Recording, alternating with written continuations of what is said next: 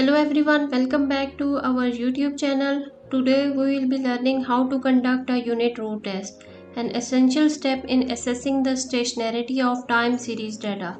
Before we get started, let's briefly discuss why unit root tests are important.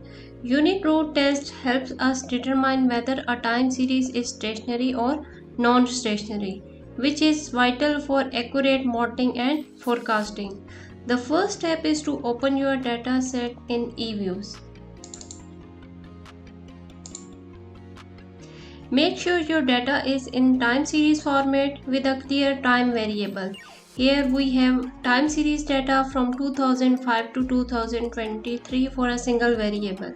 Now let's access the unit root test in eViews. Open one variable data, then click on View. Then click on Unit Root Test.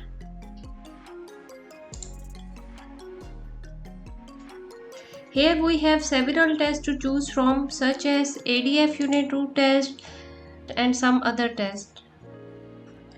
Here we focused on ADF Unit Root Test because it is widely used for unit root testing. You can apply this test at level, first difference, and also at second difference. You can also change the lag length of your variable, and you can also change the equation at intercept, trend and intercept, and none. So after setting all these three elements, eViews will present the result.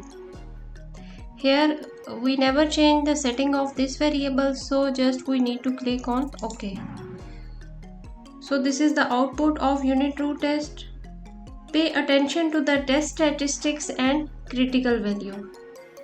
If the test statistic is less than the critical value, you may reject the null hypothesis of a unit root, suggesting stationarity.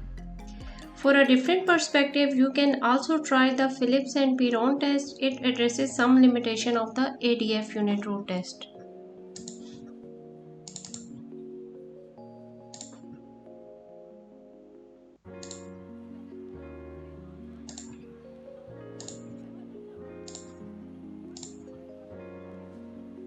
So this is the output of Phillips and Perron unit root test.